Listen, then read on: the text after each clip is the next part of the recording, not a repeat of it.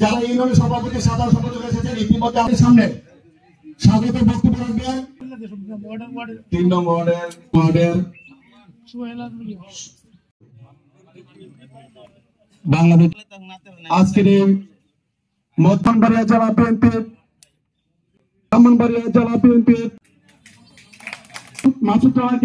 আসন গ্রহণ করার জন্য আমাদের 21টা ইউনিয়নের সুপার ভাইদেরকে আমরা আহ্বান করেছি এবং পৌরসভার যে ওয়ার্ডে 9টা ওয়ার্ড আছে 9টা ওয়ার্ডের সভাপতি সেক্রেটারি, পৌরসভার 2 জন সভাপতি এবং সেক্রেটারি।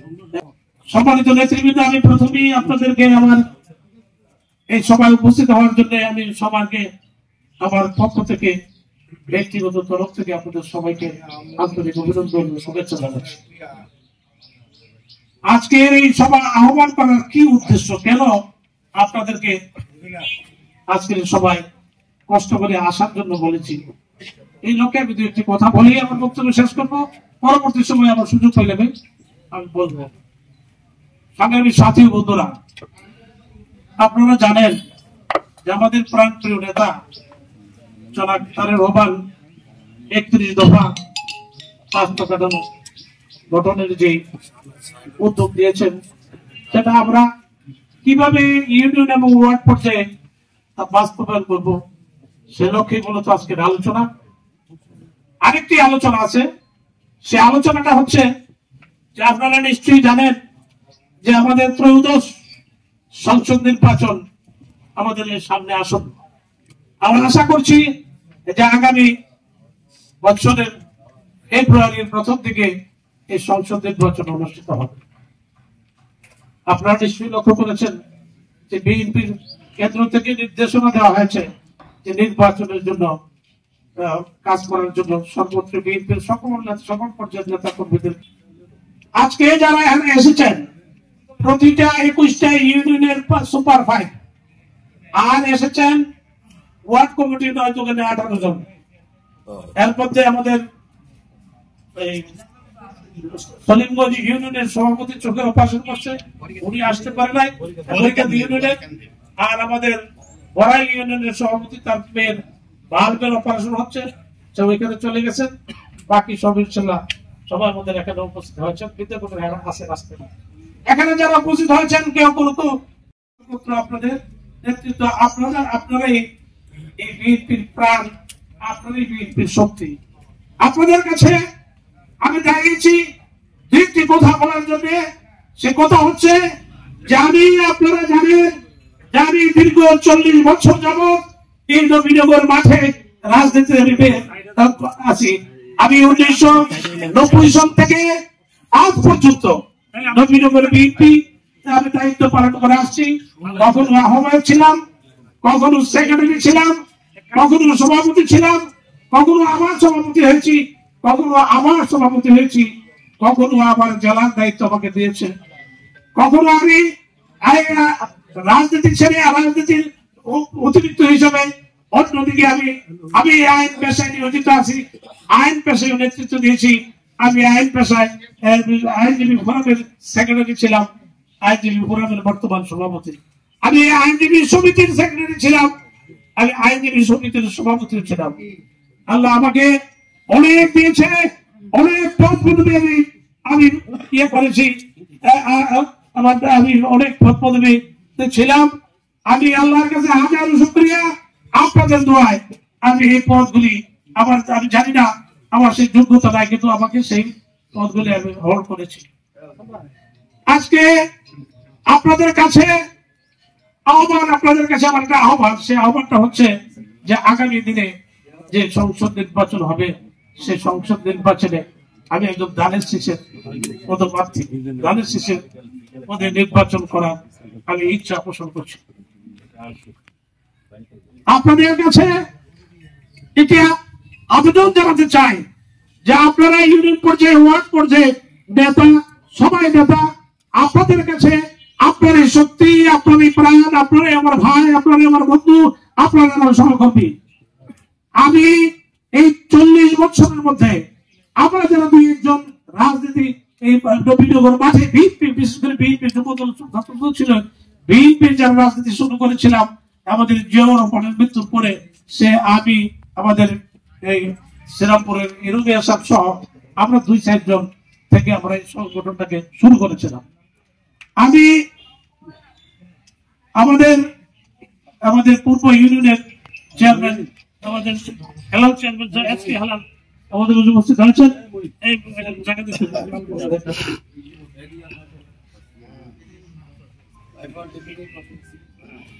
আমি আমার সাথে যারা দুই একজন রাজনীতি করেছিল তখন থেকে শুরু করেছিল, এর মধ্যে একবার মূল্যায়িত হয়েছে 1996 সালে।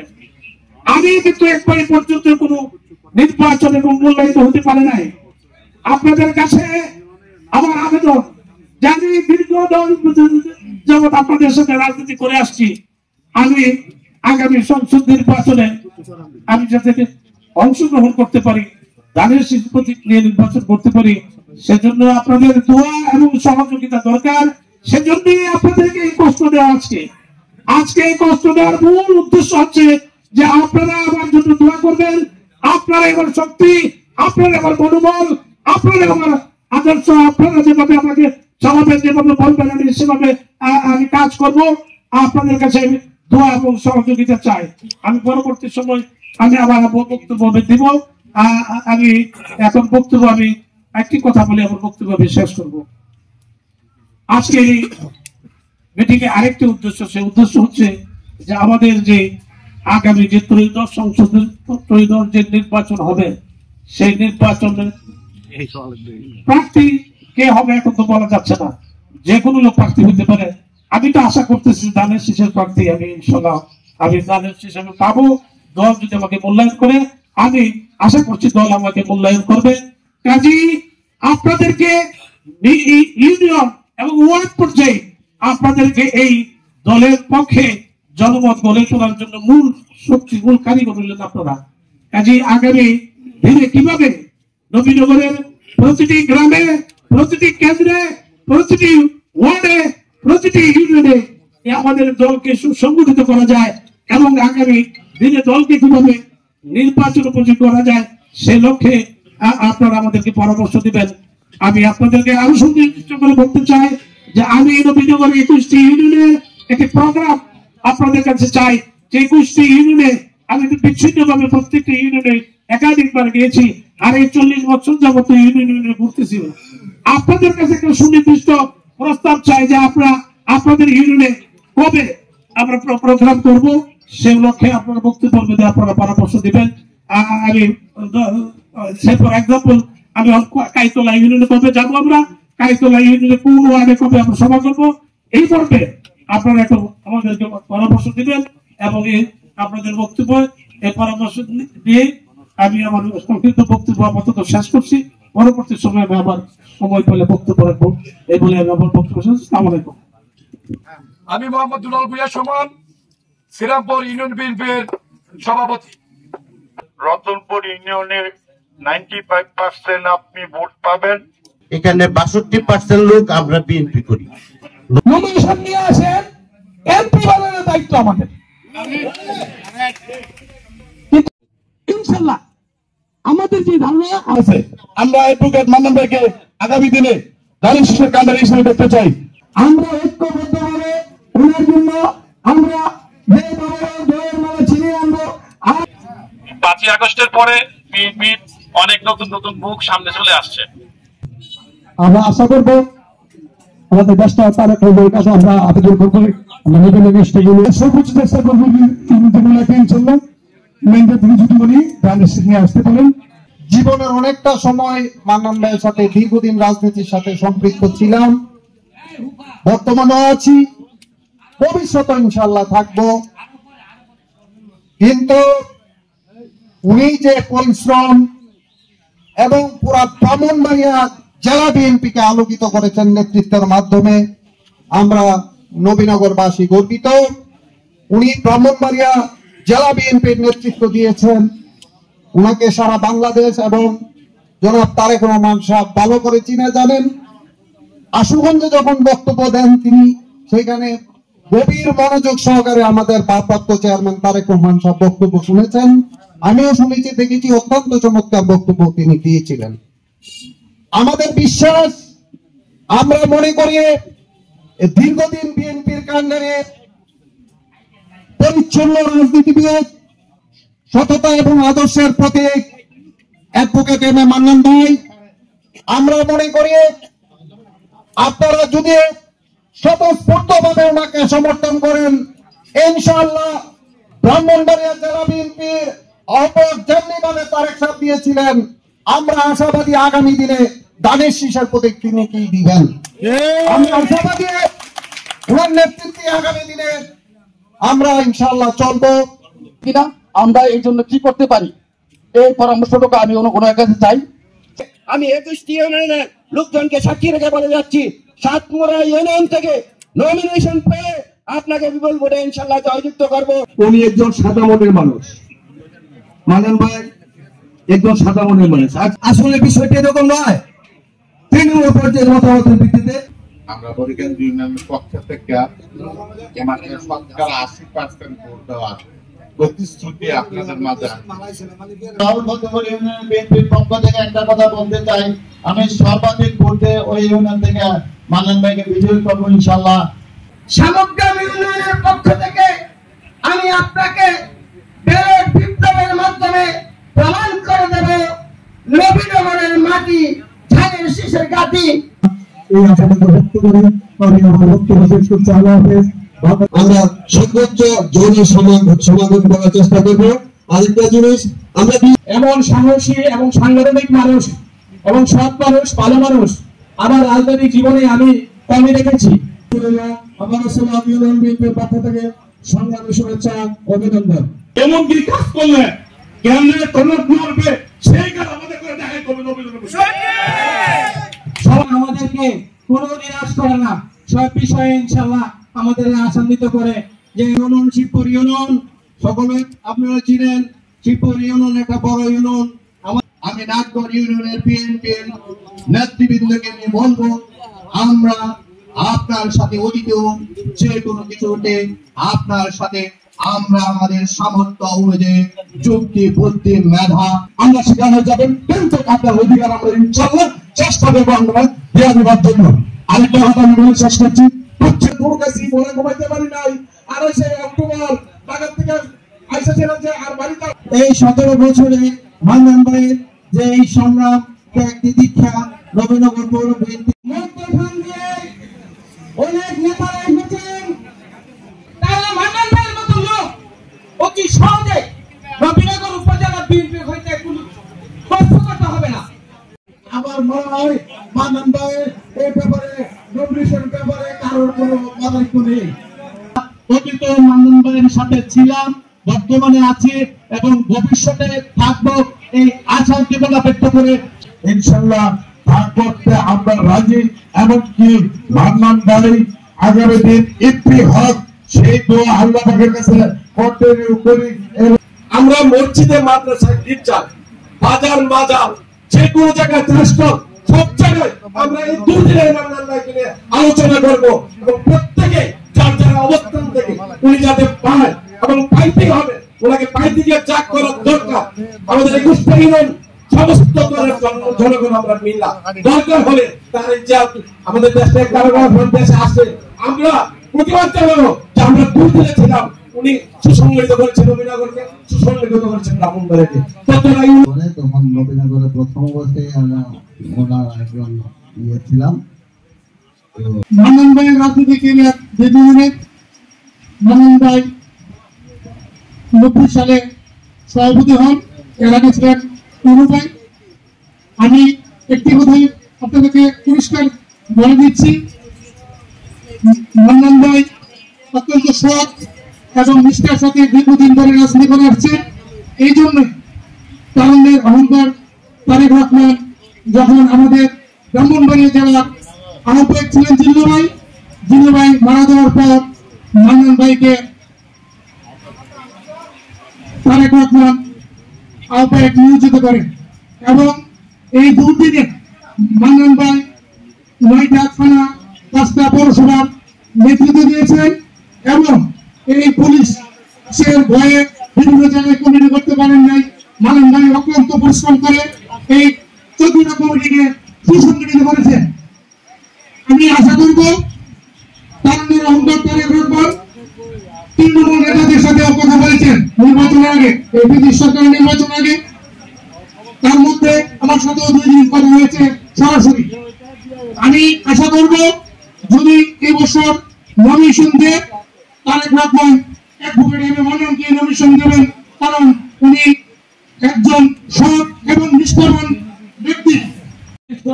আমাদের দায়িত্ব সম্পর্কে জনগণকে বলা, এরপর যদি ভারপ্রাপ্ত চেয়ারম্যান যাকে মূল্যায়ন করবে, যাকে মূল্যায়ন দেবে, আমরা সকলে তার নেতৃত্বে আমরা কাজ করবো, তাকে আমরা এমপি বানাবো।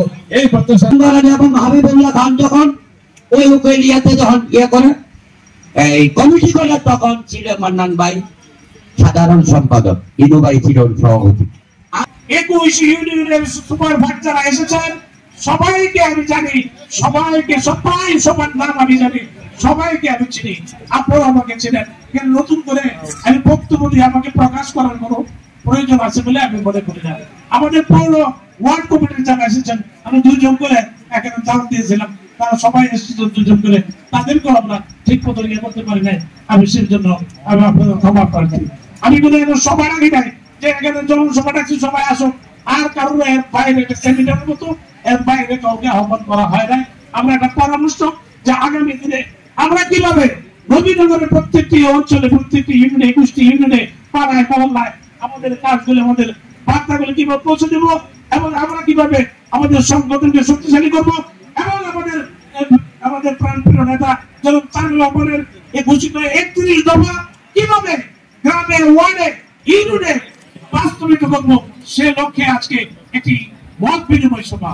এখানে কোনো জনসভা না, কোনো সমাবেশ কিন্তু না, আমরা দীর্ঘ কথা আপনারা বক্তব্য রেখেছেন, আমি শুনেছি, আপনারা আমার জন্য দোয়া করবেন।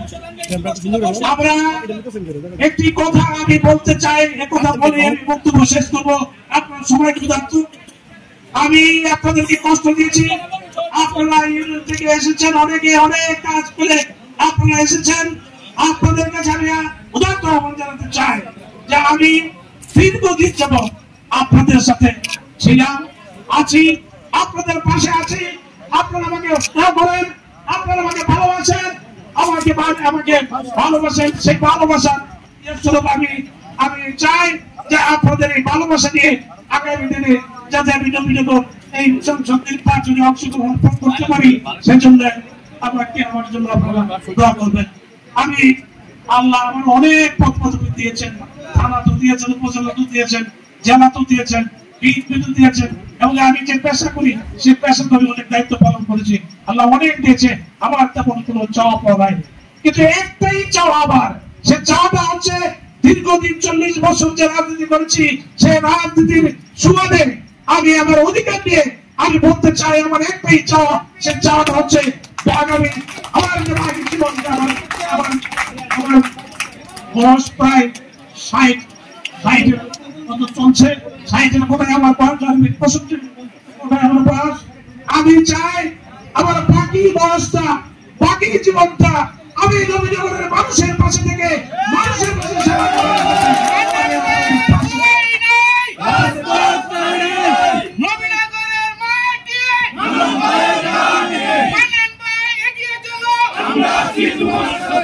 আমি আপনাদেরকে নিয়ে আমি নবীনগরকে নতুন করে সাজাতে চাই। নবীনগরের যত সমস্যা আছে সেই সমস্যাগুলো সমাধান করতে চাই। আপনারা জানেন যে নবীনগরের অনেক সমস্যা আছে, সেই সমস্যাগুলি আমরা চেষ্টা করব সম্মিলিতভাবে আমরা সেই সমস্যাগুলি সমাধান করতে। আমরা আরেকটি কথা বলতে চাই, আপনাদের কাছে বলতে চাই, আমরা নবীনগর উপজেলা বিএনপি এবং তথা পৌর বিএনপি এবং সমস্ত অঙ্গ সংগঠন আমরা ঐক্যবদ্ধ। আমাদের মধ্যে কোনো বিভেদ নাই, আমাদের মধ্যে কোনো গর্বের নেই, আমরা সবাই ঐক্যবদ্ধ। আমরা আগামী দিনে এই ঐক্যবদ্ধ ভাবে আগামী যে ত্রয়োদশ সংসদ নির্বাচন হবে, সে নির্বাচনে আমরা ঐক্যবদ্ধভাবে আমরা সেই নির্বাচন মোকাবেলা করবো ইনশাআল্লাহ। আপনাদেরকে আমি আমার বক্তব্য দীর্ঘায়িত না করে আপনাদের কাছে আমি বলতে চাই যে আপনারা আমার জন্য দোয়া করবেন। আমি দীর্ঘদিন আপনাদের পাশে। তথ্যচিত্রে মজিবুর রহমান শামীম, নবীনগর খবর।